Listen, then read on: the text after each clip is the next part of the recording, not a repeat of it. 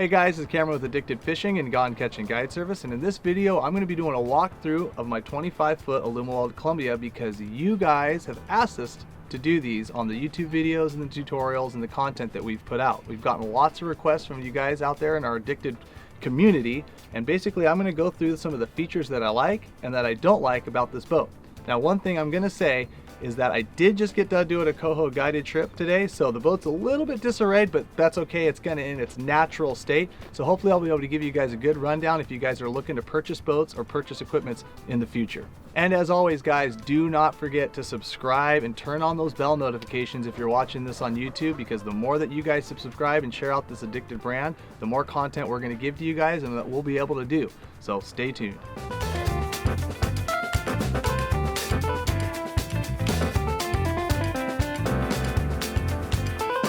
Alright guys, so starting in the bow of my boat, as you can see here, I've got my Minn Kota Riptide trolling motor system. This bow mount trolling motor system has done more for me in my fisheries for salmon and steel northwest than any of the other equipment on the boat. So if you guys are looking to freaking purchase a bow mount or thinking about doing it for you salmon and steelhead guys out there, I could strongly recommend it, and be sure to check out one of our other tutorials and videos on our Addicted Fishing channel on YouTube for that video. So I've got it on an interchangeable lead lock base system that I can interchange the Minn Kota bow mount trolling motor with my rocker anchor holder, and all I got to do is pull one pin and I can switch those out very quickly and easily. My plug-in for my bow mount is just sitting right here, and all I have to do is detach that, so if I want to bounce back and forth between my anchor and my bow mount, I can quickly do that without having to remove all my batteries and my onboard charger. Now, fortunately with my Alumaweld Columbia here, I've got 3 bow storage compartments, which are absolutely awesome because they contain so much room that I can put a lot of stuff in there, including the fish and the fish box. With the first hatch right here, I've got my 3 batteries and my onboard Minn Kota Precision MK345 onboard charger. So at the end of the day, when I'm done using my bow mount, done doing my coho fishing and twitching, I can just go to my garage, I plug that in, my batteries charge up, the system's all just completely there, ready to go, super easy to use. And like I said, the last thing I want to do when I get home is sit in there and unplug my batteries and have to charge each individual one. So the onboard charging systems are the way to go. Also, it keeps the batteries up and in working order to where the battery's going to last longer. So got that, got my light here in the first hatch. In the second hatch, I do my life jacket, my safety equipment storage. I've got plenty of room for 8 Type 1 life jackets. I don't have my throwable life jackets in the middle just right now, just because where we're fishing right now, but during, you know, like the estuary fisheries or heavy current fisheries, I'll make my customers wear the inflatable life jackets. But then as a kind of a double safety thing, I've got my Type 1 offshore life jackets on the boat at all times. I've got my flares in my flare box, and then of course I've got my angler aid first aid box, which does come in handy for when a client wants to hook themselves or cut themselves or anything like that. I've got a lot of like little emergency provisions in there, really useful. I've just protected my Type 1s in some plastic bags. Even though these hatches do stay dry, it just keeps kind of all the grit and the stuff from the boat from using it every day, keeps it off the life jackets. I've got some other first aid kits in there as well.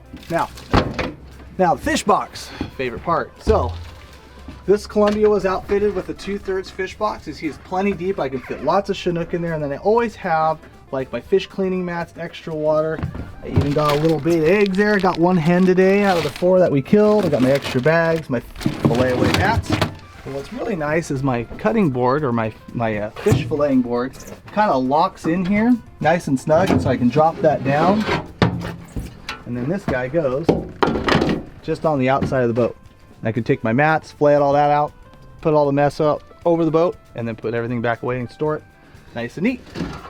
Alright guys, moving a little bit further back in the boat, you guys will notice that I've got a hose sitting up here. Basically what I've done is where my washdown pump exits out one of my boxes, I put a Y and I ran 2 hoses, one for the back and one for the front, so I wouldn't have to drag 25 foot of hose if I wanted to use a hose up here where I'm filleting fish, or in the back of the boat where I'm probably killing fish. Either way, I'm not going to have to drag that hose up and down. So I got a nice little Y split there. It comes up to another station. Obviously I can do what I need to do here. Also, what you'll notice missing is right now when I'm running all these coho trips, I don't generally run with 6 seats in the boat. I want to have the room for people to be up and casting and moving. But I have generally 2 pedestal chairs up here in the bow of the boat that are locked up against this bulkhead. Now, The reason why those are on pedestals are for two things. First off, I can remove them real easy, and I can have the room for, like I said, casting, moving around the boat. But in rough weather or inclement weather down at the coast, I can also take those pedestal chairs and move them back a little bit further in the boat and move them in between my box chairs. And what that gets me is a lot smoother ride for the guys in the bow. Even though this Alumaweld Columbia does fantastic in rough water, it does even better if I can get a lot of that weight out of the bow, and the clients appreciate it too. So being able to move those chairs with the pedestals back a little bit further into the boat kind of distributes the weight a little bit further, allows the V of the boat to work a little better, and gives you a fantastic ride in rough, choppy water. So, but those chairs aren't in the boat right now because, like I said, just got done doing coho fishing. Now, I've also got, as you can see here, dual trays. Now, the dual trays are one of the best features that I absolutely love. I have areas that I can put clients' gear, and right now, since I'm just running trips from my garage to the river, I'm not having to store a lot of rods. I've got some twitching rods and some wiggler rods just kind of laying in the front store, laying in the top tray. But in the bottom tray, I keep stuff like my rod my rod holders, my bumpers, my extra rope, my hoses for my washdown pump, and I can store that stuff out of the way and not have it be on the floor of the boat, because if it's on the floor of the boat, it's gonna get blood on it, it's gonna get dirt and stuff just constantly washed on it. So having that extra storage to me is super important. Obviously, the top tray can be used for just throwing rods quickly away, or for putting clients' gear and stuff to keep it up off the bottom of the boat. Now, if you notice on the side of the boat, I've got rod lockers, and even with the dual tray, Alumaweld has been able to design it to where I can still have two trays and a nice deep rod locker for putting lots of rods in. They're 11.5 foot long, and basically, as you can see, like right here, I've just got some bobber rods we've been throwing and using in the boat. Everything's carpeted, so I'm not gonna get rash or get boat rash and wear marks on my reels. And I can fit a lot of trolling rods, a lot of bobber rods, a lot of twitching rods in these rod lockers. They've obviously got dual latches so I can lock them, and I've got it on both sides. Now, I've elected to keep 4 box chairs in my boat, and mainly the reason why is because of dry, clean storage. As you can see here, there's plenty of room that I can fit lots of tackle in each of these. And like I said, I have tackle in these two that I use just kind of intermittently throughout the day. But up in front, I've got like food storage and extra bag storage, and I also have dry storage for clients' gear, camera bags, stuff that just cannot get wet. We can add those to the seats as well. All right, guys, and so since I'm using my boat just about 300 days a year, one of the best features that I have on this Alumaweld Columbia is that everything is stored away behind a locked box that can stay dry in inclement weather or when I'm traveling to and from the river. This is really important when I'm trying to get longevity out of my electronics, out of my switches and whatnot. So I'm gonna walk through. As you can see, everything gets locked up and put away. Yes, I just got done with a guide trip. We've been fishing hard. There's a couple little things out, but for the most part, I can store everything away, and it's gonna be out of the elements anytime I want. So, real fast, with my top lock boxes here, I've got plenty of room for my switches here that control all my nav lights, my washdown pumps, cigarette lighters for charging. Obviously, this is like my glove box. I got some safety equipment in here. Back behind here though is the TR1 pump that runs the kicker for trolling. So that's for my autopilot. Got my autopilot switch there. It's tucked away, it's dry, it's not gonna get condensation on it, it's not gonna get extra moisture on it, it's gonna last a long time because of that. Underneath, I've just got some extra sea anchors and safety equipment in this one. Same thing with this side here. I've just got some extra tools and whatnot. And then on this side, I've got my electronics, which I'm running the Humminbird Solix 12, which so far, guys, as far as a unit goes, if you really like to see fish and you want to see exactly what, or know exactly what you're looking at down there, whether it's looking at your lines, what type of fish and whatnot, dude, the images and the stuff that I'm getting off the sonar and the side scan on this Humminbird Solix is unparalleled out there. I know some of you guys have seen some of these pictures on sturgeon and salmon on Fishing Addicts and for my kokanee fishing. There's nothing better than be able to look down and identify whether that school is a school of kokanee or a school of pike minnow. So the Humminbird Solix, I strongly recommend. I'm hopefully going to upgrade it to a 15 here real soon. All right, guys, so on the business end of the boat, I've got the Mercury 4-stroke 225 horsepower with the power steering enabled tiller jet right now, but I can interchange that to a prop. As far as I'm concerned, the fuel economy and the power that I'm getting out of this 4-stroke rivals the 2-strokes that are out there now. The new technologies they've got with some fuel consumption things in this engine allow my gas bill and my fuel costs to be unmatched as far as what's going on in the market this day and age. So I'm super happy about that. I've only had this engine since April of 2019, so I'm still putting it through its paces. I kind of like to get a couple years under these things before I really go out there and be like, you know, this is the best thing since sliced bread. But right now I'm super happy with it. It's performed flawlessly.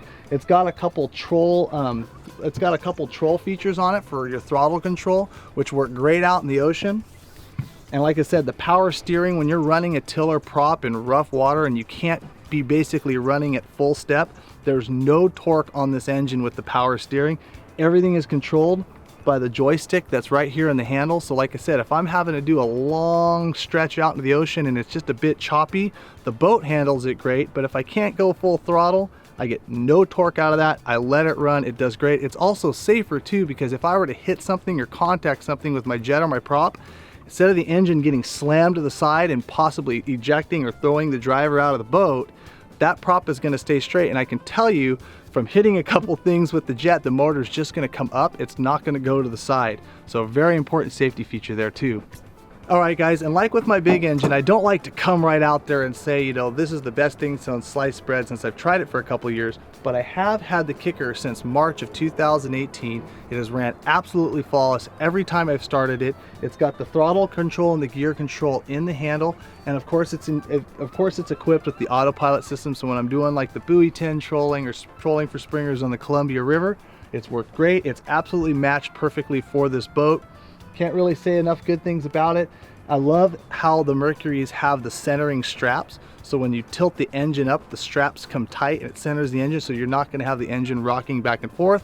And like I said, it's just kind of a nice convenient feature, but also if you're one of those guys that have to have the kicker mounted a little bit too close to the motor and you don't want those making contact at any given time, those straps on the kickers will keep that from happening. It's a really cool feature that they've added on. So I've got my battery storage and my power steering storage underneath here. Of course, my bilges, my washdown pump, basically all my guts to my engine are all conveniently stored in here. Like I said, don't look at it. It's getting to that point in time of year where I got to take everything out and clean it all. It's getting towards the end of the season. But it's got drain scuppers along the side, so all the water is going to filter into there pretty easy. I've got dual trays back here, which work awesome because I got my lead tray here that I store my leads in, and then of course I've been doing some hover fishing, so I've got a mixture of 3 and 5 ounces here. Then I've installed a little net holder right here. Now, for when I'm fishing, like trolling out in the ocean and doing the buoy tin, it's nice to have the net right in the back of the boat, because you guys know, or maybe you don't know, but you've seen the coho that you generally hook come right to the back of the boat pretty quick. So I've got a net there that's ready to go, that's out of the way of my trolling arm and then my driving arm. But it also doubles as a cool little tool holder for when I'm just doing these trips like locally in the river. And last but not least, let's talk about the floor, guys. So one thing that I do appreciate, and I didn't really realize how much I appreciated it, is the segmented floor, right? Other previous boats that I have owned has had 2 and 3 panel flooring, which works great maybe in like a 18-foot or 16-foot boat. But in a 25-foot boat, if I want to remove one of those large panels, it was like a 2 or a 3-man operation at best, just to try to physically lift those panels up and get them out of the way. With a segmented floor like that, if I need to get access to the bilge or I want to clean out the middle of the boat, these smaller panels pop up very easily, and I'm able to gain access to where I need to do and to clean where I need to do. So I didn't realize that that was like something that I liked about the boat. In fact, when I first got the boat, I was literally thinking about just switching it all out and going right to diamond plate, but I figured, okay, I'm gonna try these vinyl floor panels first, and guess what? I actually like them. They're quicker to clean than diamond plate. They're easier to clean than diamond plate. I literally have not, and this is probably a little bit embarrassing, I literally have not scrubbed the bottom of this boat for probably a month and a half, and they still look in this condition. Where diamond plate, they would look terrible. So honestly, I'm still sticking with the vinyl floors. I kind of want to see how long they last. I bought the boat in March of 2018. It's about a year and a half now. They still look great, especially when I keep them clean. Last but not least, I've got my Canon downrigger mounts here, and basically these are 360 quick release mounts because obviously doing all the fisheries that I do, I'm not going to be wanting those downriggers on when I'm going bass fishing or when I'm going, you know, twitching for silvers like we did today. So I've got the quick release mounts. It's super awesome. They are electric downriggers, so I also have the plugins up tucked underneath the rod lockers right here on the side, and basically what that does is it gets those plugs out of any saltwater or freshwater spray, keeps them out of the elements, no corrosion issues whatsoever. The wires all ran through the back. Everything is self-contained, which is what I love about the boat. The maintenance and the issues that I used to have with other boats, I'm just not having with this boat, and I'm putting it through its paces. So you guys, I hope you enjoyed basically the walkthrough of my 25-foot Columbia. If you guys are interested in purchasing one of these, let me know. I'd be more than happy on walking you guys through one of these great boats. Also, you guys, be sure to leave a comment if there's anything else or any other questions that you guys have down below, because I'll be sure to walk back through and check and answer some of your guys' questions below. Don't forget, as always, if you haven't subscribed, I'm going to keep saying it till I'm blue in the face. We'll see you guys later.